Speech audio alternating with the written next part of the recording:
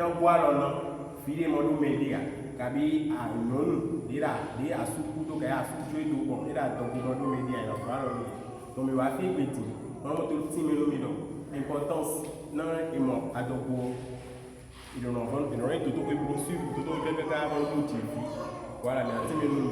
Et nous, il y a une méthode de contraception. Il doit y avoir une autre, à activer petit, à activer petit. Alors, je vais te dire, mon sous tout le monde, à c'est quoi, vous voulez pas mon il y a un bloc, il y a des gens qui ont avant voilà. Donc, il y a une méthode de contraception de timbo. Mais dans le temps, il y a un bloc. Parce que la dame pour assurer pour, il y a un bloc pour vous voyez. Mais dans le temps, il y a un bloc. Il y a ce qu'on appelle aussi les CST, les MST, maladies sexuellement transmissibles. Il doit dire à ces personnes qui ont ces communautés. Wazonde ou l'emmène ton Dieu, wazonde on dit assez peu pour abiazon, agabazon dans un filet produit, avec la date dans un fier, avec la date pour longtemps, et les bio, et nous domine, ouais, que tu m'as timé. Mais bon, donc il y a une compétition, mais tu m'as dit, on peut aller. Normalement, quand on va une consultation, je vois, pour la normalement, et on a une échographie à 60 ans, 60 ans, nous comptons les mains, 60 ans. Ou école est au doigt sur un temps, à quoi la voix, beaucoup de l'élève nous, mais les lectures étaient noires et on bloque des voix. Donc, il y a un type, il y a un tableau, échographie, on a le forcé de tableau. Or, échographie, elle nous permet de début grossesse, oui, à ce qu'il y a puis, quand on a le pour mère, mais les gens on a mis mon courage pour mère. Bueno, tiene beaucoup menage et vidi, bueno, hay tout au bueno, et on est pour mais attends, comme l'opération maintenant, et pour pratiquer une claire, et quel est le pour mais, disons, et le grandi, il est à voir comme le fini, à correr au fini, et le tas, et le produit, et le lait, il est du sauvé, mais non, malformation, je vois, et pour pratiquer une claire, donc, on y voit dans le miroir, le sous le compteur la main. Pour l'eau et pour les consultations, chaque femme en a en deux jours. Et nous, des fois, on a su, quand on a fait, on a fait, nous dire, on a des parisiens, on pour autant, nous dire, chaque femme on a des élèves de bruit, pour pas nous dire, là, nous, on a un peu de corona. Donc, chaque jour que je fais, il y a un peu de gens, maman, si la main, il y a un peu de gens. Et on va faire tout dans le bac, puis les gens ont aussi la main, puis on va faire tout on va faire nos quand dit qu'on ne l'ait pas. Les groupe sanguin, on va bien, on met on les nous on pas, nous on a tout et nous tout groupe sanguin. On va bien analyser les donc consultation.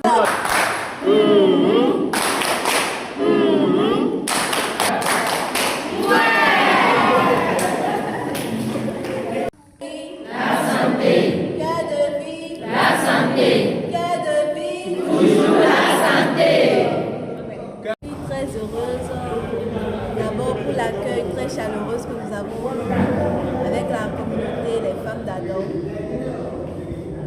Mes impressions sont que les femmes avaient vraiment besoin d'entendre le sujet sur l'importance de la consultation pré- et post-natale. Beaucoup ne vont plus en consultation pour faute de moyens. Donc, comme elles ont compris, de nos jours, beaucoup de personnes, beaucoup de femmes ne font plus la consultation pré- et post-natale parce qu'elles se disent qu'elles peuvent garder la grossesse jusqu'à terme. Et ça cause vraiment beaucoup de problèmes, beaucoup de difficultés dans la santé et beaucoup de pertes d'enfants parce qu'il y a beaucoup de morts. Donc je suis très heureuse de savoir que ces femmes ont vu l'importance de cette sensibilisation. Et nous n'allons pas nous en arrêter là parce que nous allons continuer un suivi pour vraiment réduire le taux de mortalité néonatale et infantile dans nos communautés béninoises. D'abord, j'aimerais juste rappeler que l'État déjà a pensé à ces zones reculées en mettant en place la politique de santé communautaire. Donc nous, en tant qu'ONG, nous voulons aussi appuyer en renforçant cette belle initiative que l'État a mis en place. Voilà pourquoi nous avons décidé d'appuyer aussi en rentrant dans ces localités reculées pour aider ces... À la toute première édition du projet de Cœur de Vie, qui est une organisation engagée au service du social et de la dignité humaine. Si nous sommes réunis aujourd'hui, c'est avant tout grâce à des personnes engagées, généreuses et convaincues que le changement est possible. Nous tenons à exprimer notre profonde reconnaissance à toutes ces personnes qui ont cru en notre vision dès le départ et qui continuent de nous accompagner. Leur contribution n'est pas seulement un soutien, elle est le pilier de notre engagement social. Aujourd'hui, nous affirmons avec fierté que notre présence, nos actions et notre impact sont le fruit d'un effort collectif. Ensemble, nous avançons et ensemble, nous continuerons à bâtir un avenir plus solidaire. À toutes ces personnes, nous disons simplement merci.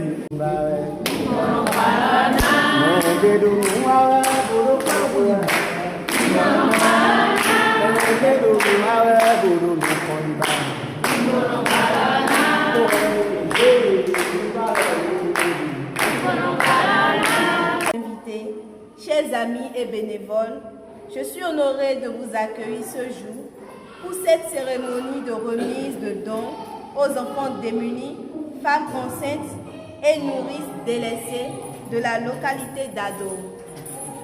Aujourd'hui, nous sommes réunis pour une cause noble et généreuse.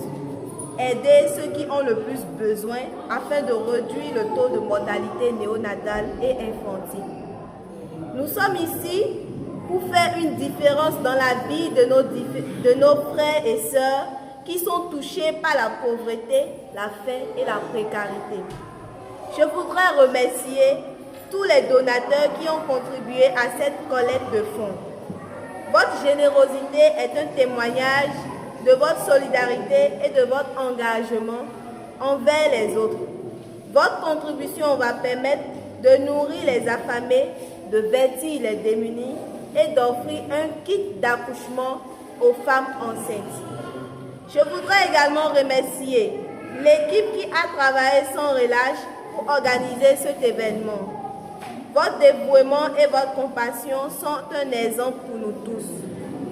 Sans oublier le grand cœur de notre chère marraine qui nous a accompagnés du début jusqu'à la fin à la réalisation de ce projet. Avant de continuer, j'aimerais qu'on lui donne un grand banc pour la remercier pour sa présence aujourd'hui.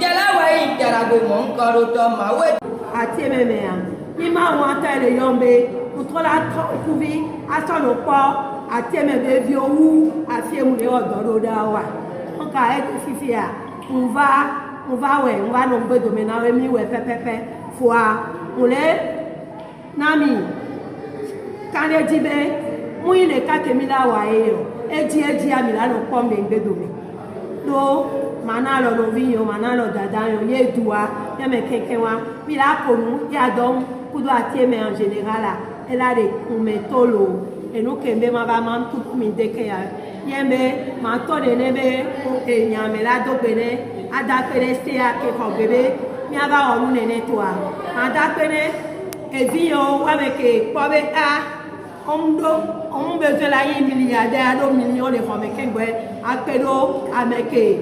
Mudo super wanti otero vidéa ole na mea emeye ma uga na meleye pesuna wanti ngabia ona o akwe mi la dona o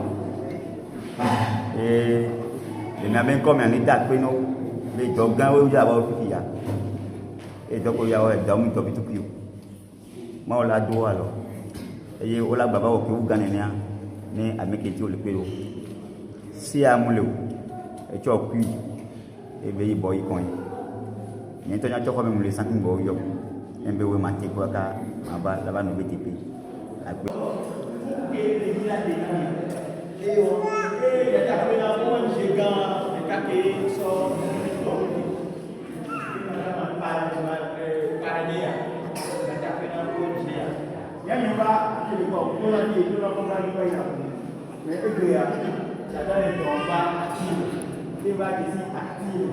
Donc, une pays est dit, il y a quoi de